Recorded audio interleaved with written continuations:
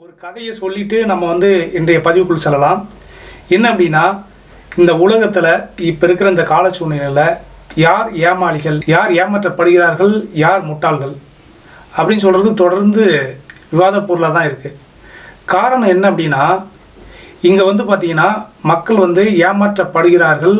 அதே போல் பொய்யான வாக்குறுதிகளை நம்பி ஏமாற்றப்படுகிறார்கள்.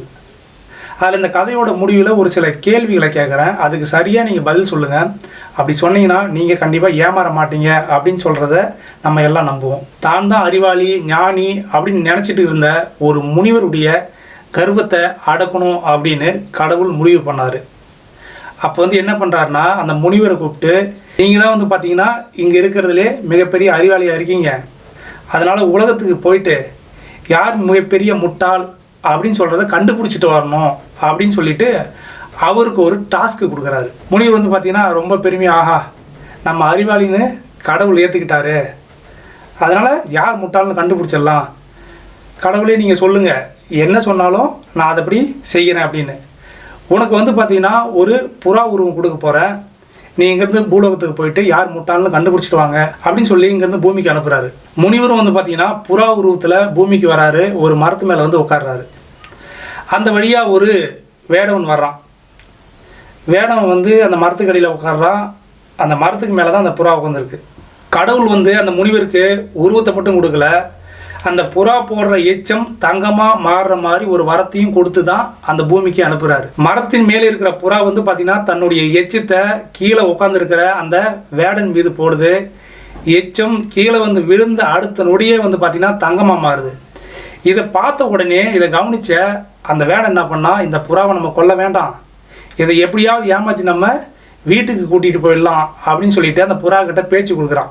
புறாவே உன்னை கொல்ல மாட்டேன், வீட்டில் நிறைய தானியங்கள் இருக்குது, உனக்கு தேவையான உணவுலாம் இருக்குது, என்னோட வா அப்படின்னு சொல்லிட்டு அந்த புறாவை கூட்டிகிட்டு போகிறான். புறாவும் சரின்னு சொல்லிட்டு வேடனுடைய தோல் மீது உட்காருது. அதை பிடிச்சிக்கிட்டு எடுத்து போய் அவன் கூண்டில் அடைச்சிட்றான். இப்படியா ஒரு வாரம் போகுது. இவனும் பார்த்தீங்கன்னா அந்த எச்சம் தங்கமாக மாறுறதும் அதை எடுத்து வைக்கிறதும் செலவு பண்ணுறதுமா இருக்கான். ஒரு நாள் படுத்து தூங்கிட்டு இருக்கப்ப இவனுக்கு ஒரு கனவு வருது. கனவுல காவலர்கள் இவனை கைது பண்ணி கூட்டும் போகிற மாதிரியும் ராஜா இவனுக்கு தண்டனை கொடுக்குற மாதிரியும் அந்த கனவு வருது. உடனே திருக்கிட்டு எழுந்திரிச்சு என்ன பண்ணால், ஐயோ அந்த புறாவை நம்ம வச்சிருந்தோம் அப்படின்னா ராஜா கண்டிப்பாக நம்மளை கொண்டுடுவார், அதனால் உண்மையை சொல்லி ராஜா கிட்ட இந்த புறாவை கொடுத்துடலாம் அப்படின்னு சொல்லிட்டு இவன் கண்ட கனவு நம்பி புறாவை எடுத்து போய் ராஜா கிட்ட கொடுத்துடலாம் அப்படின்னு சொல்லிட்டு புறாவை எடுத்துக்கிட்டு அரண்மனை நோக்கி போகிறான். அரண்மனை நோக்கி உள்ளே போன உடனே அமைச்சர்கள் எதுக்குப்பா வந்திருக்க அப்படின்னு கேட்குறாங்க. இந்த புறா அதிசய புறா, இந்த புறா போடுற எச்சும் தங்கமாக மாறும் அப்படின்னு அமைச்சர்கிட்டையும் சொல்கிறான். எதிரில் இந்த ராஜாவும் அதை கவனிச்சிட்டு இருக்காரு. அமைச்சர் பார்த்தீங்கன்னா ராஜா பார்த்து சொல்கிறாரு, அரசே இவன் சொல்கிறத நம்பாதீங்க, எந்த ஒரு புறாவும் தான் போடுற எச்சும் தங்கமெல்லாம் மாறாது, இவன் ஏதோ நம்மளை ஏமாற்ற பார்க்குறான், நம்மளுடைய நேரத்தை வீணாக்குறான், அதனால் அந்த புறாவை வாங்கி விட்டுருங்க அப்படின்னு சொல்கிறாரு. ராஜாவும் தயங்கிட்டே சரிப்பா அந்த புறாவை கொடுன்னு வாங்கி பார்க்குறாரு. ராஜாவும் அந்த வேடங்கிட்ட இருக்கிற புறாவை வாங்கி கூண்டை திறந்து விட்டுறாரு. புறாவும் பறந்து போகுது. பறந்து போகிறப்ப தான் பார்த்தீங்கன்னா தன்னுடைய எச்சத்தை போட்டுட்டு போகுது. அந்த எச்சம் உடனே பார்த்தீங்கன்னா தங்கமாக மாறுது. இதை பார்த்த உடனே ராஜாவுக்கு அதிர்ச்சி ஆயிடுச்சு. இந்த புறா இங்கேருந்து பறந்து போய் கடவுள்கிட்ட போய் சொல்லிச்சு, நான் நல்ல வேலை அங்கேருந்து தப்பிச்சு வந்துட்டேன். புறாவை பார்த்து இப்போ கடவுள் கேட்குறாரு, நீ பூமிக்கு போயிட்டு வந்ததில் யார் மிகப்பெரிய முட்டாள் அப்படின்னு சொல்கிறத கண்டுபிடிச்சிட்டியா அப்படின்னு அந்த புறா உருவத்தில் இருக்கிற முனிவர்கிட்ட கேட்குறாரு. முனிவரும் தன்னுடைய உருவத்தை மாற்றிக்கிட்டு பதில் சொல்ல ஆரம்பிக்கிறாரு. இப்போ சொல்லுங்கள், பூமிக்கு போன இந்த புறா யாரை மிகப்பெரிய முட்டாளா இல்லை ஏமாளியா சொல்லியிருக்கோம் அப்படின்னு நீங்களும் யோசிச்சுட்டு பதில் சொல்லுங்கள். நானும் இப்போ அந்த பதிலை சொல்கிறேன். பூமிக்கு போனதில் நான் தெரிஞ்சுக்கிட்ட முதல் முட்டாள் பார்த்தீங்கன்னா நான் தான் அப்படின்னு முனிவர் தன்னையே பார்த்தீங்கன்னா குறிப்பிடுறாரு முதல் முட்டாளா. காரணம் என்ன அப்படின்னா, நான் பூமிக்கு போனது யார் முட்டாள் யார் ஏமாளின்னு கண்டுபிடிக்கதான். ஆனால் அந்த வேடன் சொன்ன அந்த வார்த்தையை நம்பி, உனக்கு நிறைய உணவுகள் தரேன் தானியங்கள் தரேன்னு சொன்ன வார்த்தையை நம்பி அவனோட நான் போனேன். ஆனால் அவன் என்ன பண்ணான் அப்படின்னா, என்னை கூண்டில் அடைச்சிட்டான். கூண்டில் அடித்து நான் எச்சம் போடுறத தங்கமாக மாற்றி செலவு பண்ணிகிட்டு இருந்தான். அதனால் இந்த இடத்துல பார்த்தீங்கன்னா நான் தான் அவனுடைய இனிமையான பேச்சை நம்பி ஏமாந்து போனதால நான் தான் இங்கே முதல் முட்டாள் அப்படின்னு தன்னையே முட்டாளாக சொல்கிறாரு. இந்த கதையில் இரண்டாவது முட்டாளாக வர்றது பார்த்தீங்கன்னா வேடன் அப்படின்னு சொல்கிறாரு. நான் என்னதான் வேடன் நம்பி போயிருந்தாலும் வேடன் என்ன பண்ணியிருக்கணும், அவனுடைய வச்சுருந்துருக்கணும். ஆனால் அவன் தான் கண்ட கனவை உண்மைன்னு நம்பி அரசர்கிட்ட கொண்டு போய் என்ன கொடுத்தான். இந்த இடத்துல இரண்டாவது முட்டாள் அப்படின்னு பார்த்தீங்கன்னா அந்த வேடம் தான் அப்படின்னு இரண்டாவது முட்டாளையும் அந்த முனிவர் சொல்கிறாரு. இந்த கதையில் மூணாவது முட்டாள் வந்து பார்த்தீங்கன்னா அமைச்சர் தான். ஏன் அப்படின்னா வேடம் சொல்கிறத முழுமையாக கேட்காம அதை பற்றி கொஞ்சம் கூட அலசி ஆராயாமல் அந்த புறாவை ராஜா கிட்ட திறந்து விட சொன்னார். அதனால் இந்த இடத்துல அமைச்சர் தான் மூணாவது முட்டாள். நாலாவது வந்து பார்த்தீங்கன்னா இந்த இடத்துல அரசர் தான் வந்து பார்த்தீங்கன்னா நாலாவது முட்டாள். என்னதான் அமைச்சர் சொல்லியிருந்தாலும் வேடம் என்ன சொல்ல வரான் அப்படின்னு சொல்கிறத முழுமையாக கேட்டு இவர் தன்னிச்சையாக முடிவு எடுத்துருக்கணும். அந்த முடிவை இவர் எடுக்கலை. அதனால் இவர் இந்த இடத்துல நாலாவது முட்டாளாக இருக்கார் அப்படின்னு சொல்லி முனிவர் கதையை முடிக்கிறாரு. இப்போ தான் கடவுள் வந்து சொல்கிறாரு, அதாவது எந்த ஒரு விஷயத்தையும் எந்த ஒரு செயலையும் செய்யறதுக்கு முன்னாடி நம்ம யோசிச்சு செய்யணும் அப்படின்னு சொல்றாரு.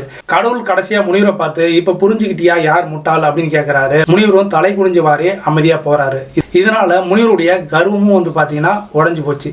இந்த கதையிலிருந்து நம்ம என்ன தெரிஞ்சுக்கணும் அப்படின்னா, யாராவது நம்ம கிட்ட இனிமையா பேசுறாங்க நல்லா பேசுறாங்க அப்படின்னு சொல்றதாலேயே முழுமையாக நம்பி ஏமாந்துடாதீங்க அப்படின்னு சொல்கிறதா இந்த முதல் ஏமாளியான முனிவர் நமக்கு உணர்த்து. ரெண்டாவது வேணங்கிட்ட இருந்து நம்ம என்ன தெரிஞ்சுக்கன்னா, சாதாரண கனவுகள் இல்லை சாதாரணமாக யாராவது ஏதாவது சொல்கிறாங்கன்னு சொல்கிறதெல்லாம் நம்பி நம்ம எந்த ஒரு முடிவுமே எடுக்கக்கூடாது அப்படின்னு சொல்கிறத வேடங்கிட்ட இருந்து எடுத்துக்கணும். அதாவது நம்மளாவே ஒரு கற்பனைக்கு சிந்தனைக்கு போகக்கூடாது அப்படின்னு சொல்கிறது தான் வேடங்கிட்ட இருந்து நம்ம தெரிஞ்சுக்கிறோம். மூணாவது வந்து பார்த்திங்கன்னா அமைச்சர்கிட்ட இருந்து என்ன தெரிஞ்சுக்கணும், யாரையுமே ஆளை பார்த்து எடை போடக்கூடாது. அதாவது வேடம் தானே வந்து சொல்கிறான் அப்படின்னு சொல்கிறதால அந்த புறாவை திறந்து விட சொன்ன மூணாவது முட்டாளான அமைச்சர்கிட்ட இருந்து நம்ம கற்றுக்க வேண்டிய விஷயம் என்னென்னா, யார் எதை சொல்ல வந்தாலும் அவங்க எந்த பொசிஷன் சொல்கிறாங்க அப்படின்னு பார்க்காம அவர் சொல்கிறதுல என்ன உண்மை இருக்குது அப்படின்னு அலசி ஆராயணும். இதுதான் நம்ம மூன்றாவது தெரிஞ்சுக்க வேண்டிய விஷயம்.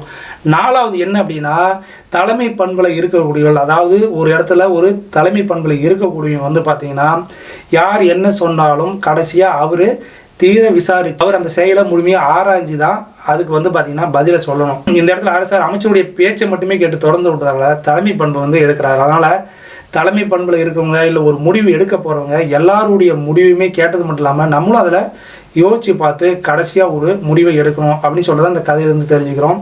இதுலேருந்து நம்ம தெரிஞ்சுக்க வேண்டிய விஷயம் என்ன அப்படின்னா, இப்படி தான் நம்ம உலகத்தில் நிறைய பேர்கிட்ட ஏமாந்துட்டு இருக்கோம். அதனால் இனி வரும் காலங்களாவது யாராவது என்ன பேசுகிறாங்க என்ன செய்கிறாங்க அவங்களுடைய செயல்கள் என்ன யார் எதை சொல்கிறா அப்படின்னு சொல்கிறத கேட்டு சிந்திச்சு நம்ம செயல்படணும். அப்போ தான் எதுலையுமே ஏமாறாமல் இருக்க முடியும் அப்படின்னு சொல்கிறதா இந்த கதையோடைய முடிவு. நன்றி, வணக்கம் தமிழ் சொந்தங்கள். நம்ம மற்றொரு பதிவில் சந்திப்போம்.